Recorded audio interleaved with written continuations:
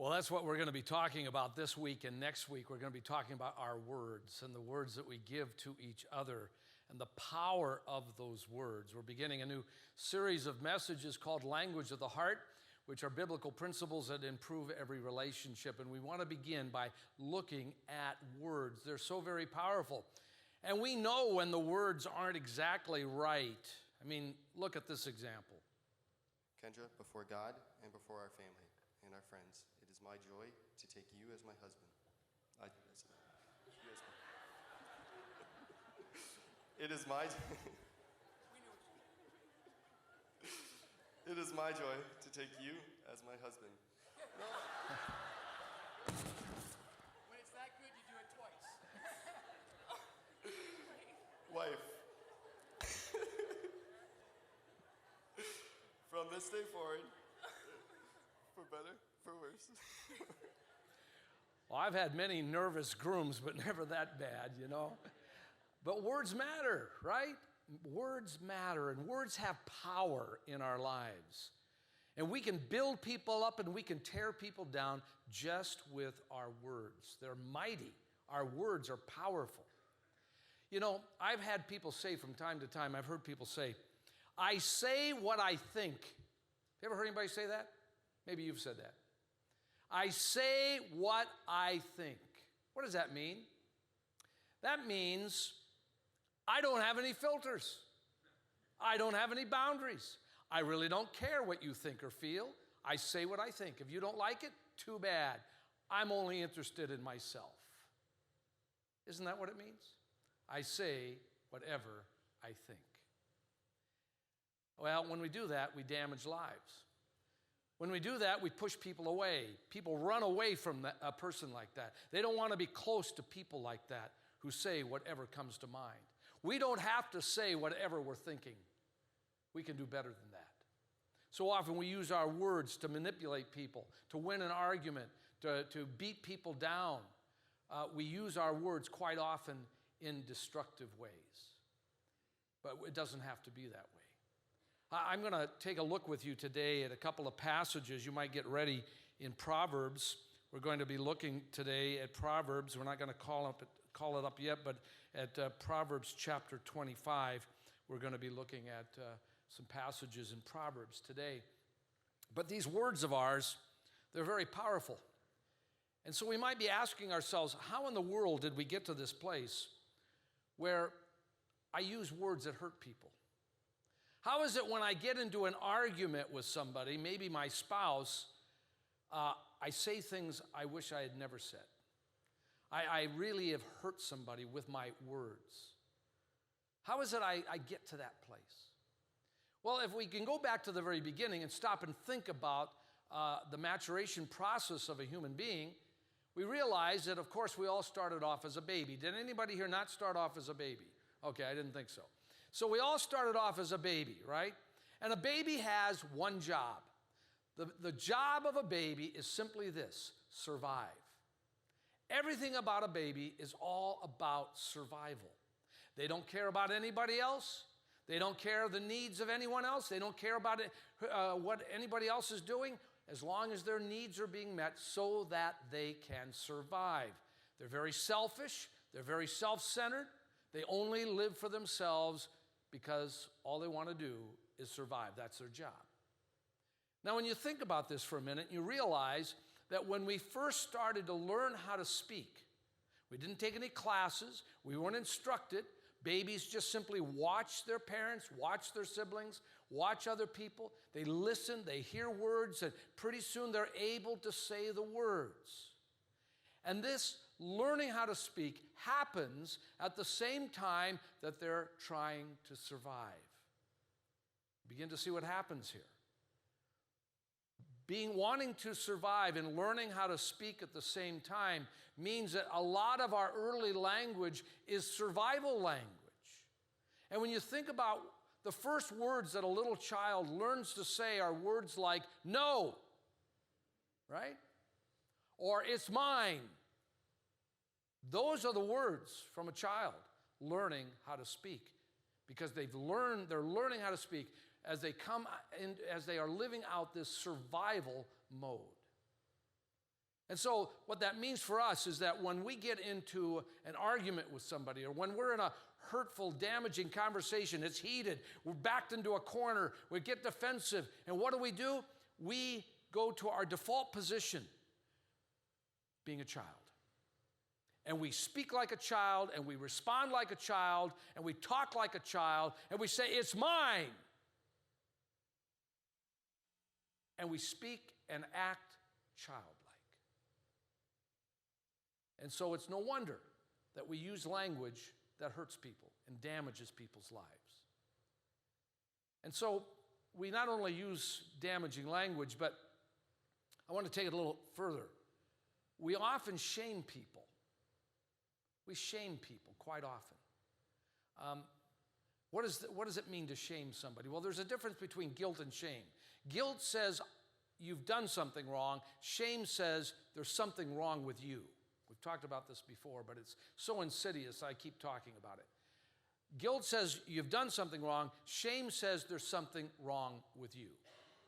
So, for example, I'm a native Californian.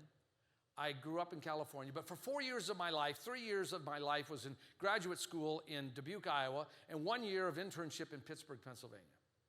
I froze to death. I think I still have, I'm joking around now, don't get offended anyone. I think I have PTSD in terms of being cold. Just joking. But I do have a reaction. I don't like to be cold. And so sometimes I'll show up at some event or some situation and I'll have a sweater on or I'll have a jacket on, not on a day like yesterday, but I'll show up with a jacket or a sweater on and somebody, usually a man, will say, well, what's with the jacket? What, are you cold? Now, what are they saying? You wimp? Softy? You're not a tough guy like I am. What's the matter with you? Isn't that what they're saying? Yeah, that's what they're saying. Thank you very much. I don't know. Anyway, we shame people in other ways. We say things like, you didn't understand that movie? What are they saying? You're stupid. Right? I just don't understand how you can eat sushi. I like my food cooked. What are they saying? I'm more advanced than you. I'm not a caveman. I believe in cooking my food. Isn't that what we're saying? You're really kind of dumb. So we shame people. We don't even know we're doing it, but we're shaming people. And when we shame people, we damage people. We do it to children. We do it to children a lot. Parents mean well. They're raising up their children. They want them to go down the right path. They want them to do the right thing. They want them to turn out well. And so they say things to kind of give them direction and guidance. And they'll say things like, why can't you get good grades like your sister? Why can't you be an athlete like your older brother? Why are you so slow? Why do you daydream all the time? We're shaming them. And when you shame a child, you damage their self-esteem, you damage their confidence, and you wound them. And if you do it enough, if you do it a lot, they turn out to be people pleasers and perfectionists because they don't want to let anybody down. Everything's got to be perfect because they can't let anybody down. They've been told all their life they don't measure up. And so they're going to do everything they can to measure up, and it's exhausting. Words have power. You want to change relationships? Change your words. We shame people. We shame children. The late Alan Sherman, who was back in the day a comedy music writer, told the story about when he was a boy. He grew up in a Jewish home, and he had a grandmother with a heavy Yiddish accent. And one day, Grandma was over, and they were going to be having a party at the house, and at his house, and Grandma was, running around trying to get things ready. And finally he heard Grandma say, this is what he heard, I need a football. I need a football to get ready for this party. So little Alan went out into the neighborhood looking for a football. He wanted to please his grandmother. He went out looking for a football. Couldn't find one. Finally, he found a boy he didn't know very well who had a football, and they got into heavy negotiations, and he had to give up some of his prized toys, but he got the football. He brought the football home, he washed it, he cleaned it, he polished it, and then set it down for his grandmother to find and use. Well, the first person to see it was his mother. And when she saw it, she at first got upset because she thought he was leaving his toys laying around, but then she asked Alan, what is this football here for? And he said, it's for Grandma's party. And she laughed out loud, which is shaming. She laughed out loud and said, what?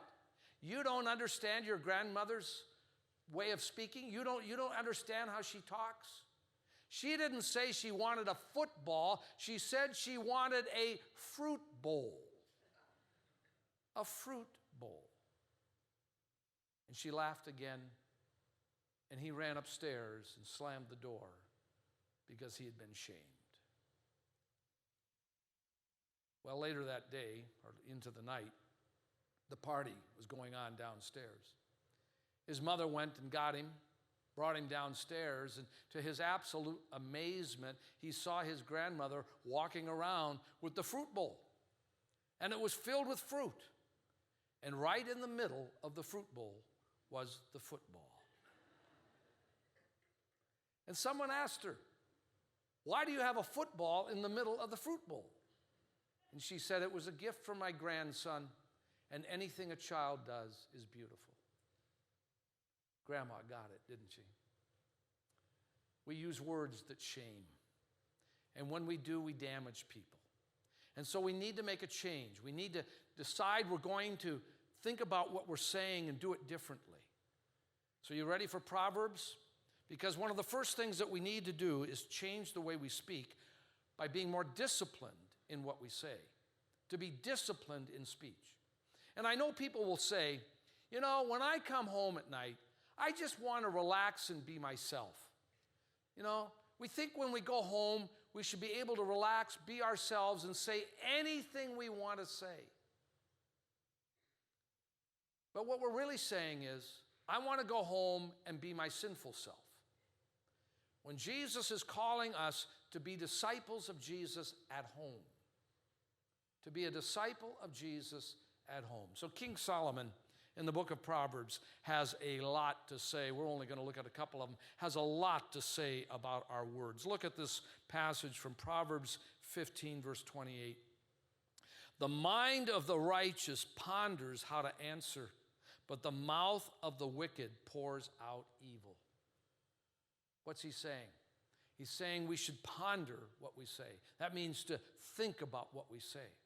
We need to think about what we say before we say it. And it's possible to do that. You can do two things at once.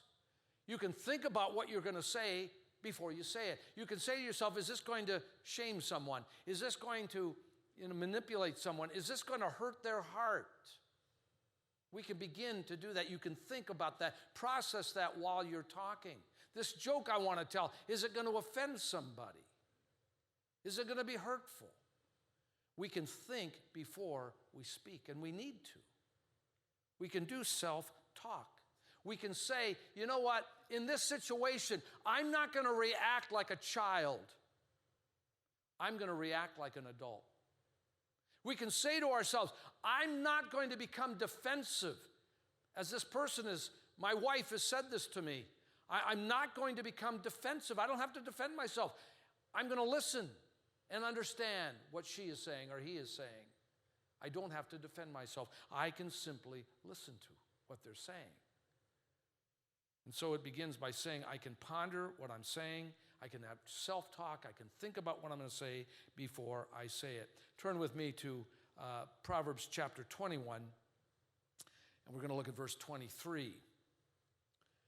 To watch over mouth and tongue is to keep out of trouble. To watch over mouth and tongue is to keep out of trouble. I read recently these words.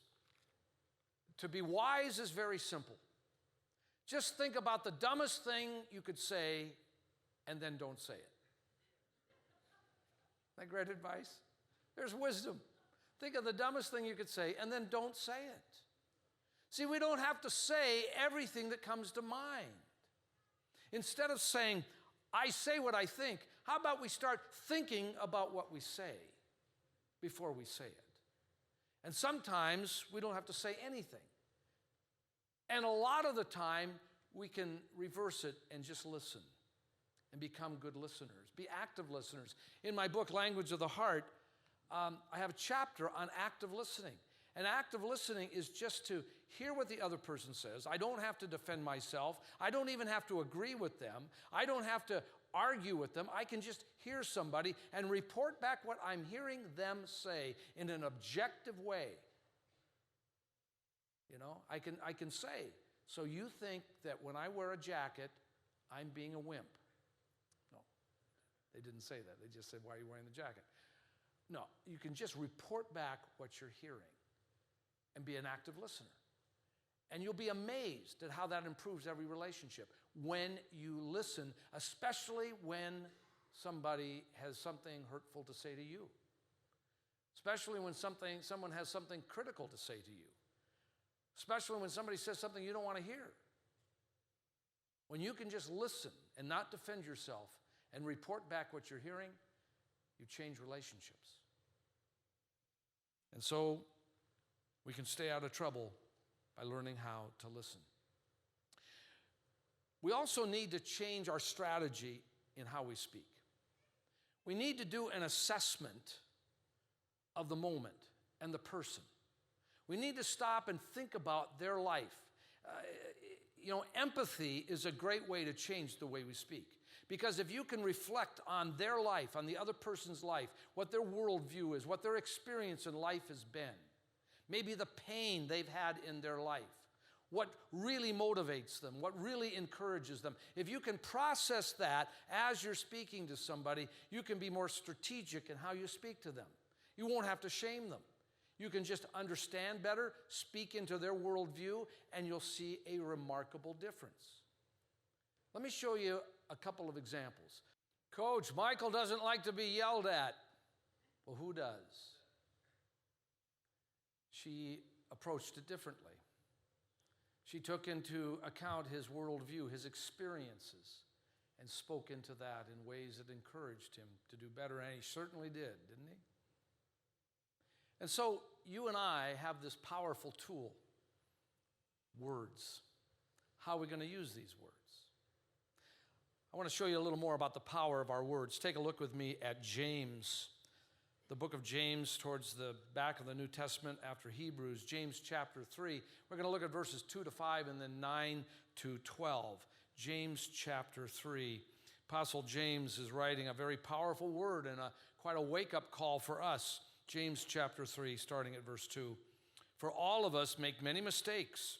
Anyone who makes no mistake in speaking is perfect, able to keep the whole body in check with a bridle.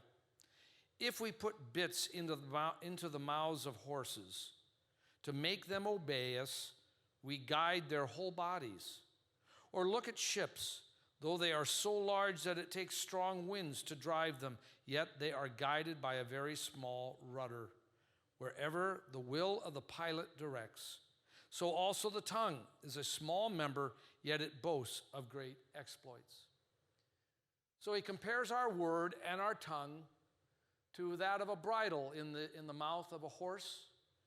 This horse that weighs so much and is such a strong animal can be controlled and directed simply by that bit in the mouth. Or the rudder on a ship. This massive ship weighing thousands of pounds can be controlled and directed by the rudder. That's the power of our words.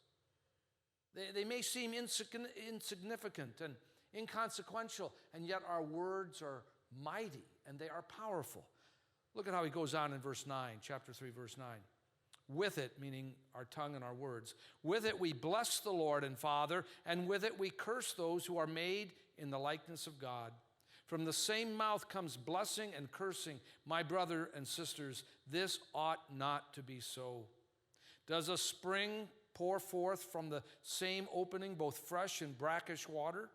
Can a fig tree, my brothers and sisters, yield olives, or a grapevine figs? No more can salt water yield fresh. In other words, as we come here today and we worship God and we have been singing to Him, we cannot then go from here and use words that disrespect others, call others names, curse at others. We can't be hypocrites like that. We can't use one language with God and another language with others. He says we can't be duplicitous. We cannot have a duality about us. We can't be hypocrites. We have to be a unified whole person. The way we speak to God with respect is the way we speak to others with the same respect. That's what He's calling on us to do. He's calling on us to be disciples of Jesus at home, to be disciplined in our language at home, to be thoughtful about the words that we use at home, and to stop talking and listen. We're also to give encouragement. When you give encouragement to others, when you find something that you can be a cheerleader for, as Sandra Bullock was in that scene, reminding him of all the great things that he had done for her family, he rose to the occasion now. He had a bigger vision of who he was and what he could be, what he could do. That's going to happen with your children when you encourage them. That's going to happen with your spouse, with your husband, with your wife, when you encourage them. That's what's going to happen with your coworker, your colleague, or maybe a subordinate at work when you encourage them. Instead of finding fault with your spouse, instead of, we turn our families into businesses so often. We all have responsibilities. You take out the trash, I'll cook the meals, we'll do this, we'll do that. And if one of them doesn't do it, we'll get on them. What would happen if we changed that dynamic and we became encouragers in our homes to one another? What would happen?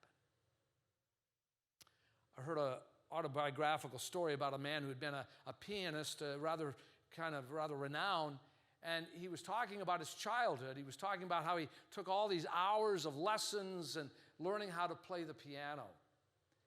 And then one day, he overheard his piano teacher speaking with his mother, and he said these words, "The boy has golden hands. The boy has golden hands." And he said that when he heard those words, it changed his worldview. He never thought of his hands as being golden. He didn't think he had anything remarkable going on. But he said from that moment on, he had a different way of looking at his hands. He said, from that moment on, when I played a piece that was difficult and daunting, it never bothered me anymore. I had courage, I had strength, because I knew I had golden hands. See, that's what happens when you encourage somebody. And you turbocharge it when somebody hears that word of encouragement as you tell somebody else about it. Like the piano teacher told his mom, and he heard it, and it changed his life. So who could you encourage today, tomorrow, the next day? Who could you be a cheerleader for? What could you say to somebody that could lift up their value and give them the honor of being created in the image of God? Who could you encourage this week? Because if you change your words, you change the relationship. Let's pray and ask God to help us do that. Lord, help us to be cheerleaders. Help us, Lord, to speak words of encouragement, words that are positive. Help us identify and recognize when we're shaming, and help us to apologize and correct our words. Do a new work in us, Lord. Help us to give up the philosophy of saying whatever we think and to be disciplined and thoughtful and to think about what we say. Do a new work in us, Lord, through the power of your Spirit. Change our words. In Jesus' name.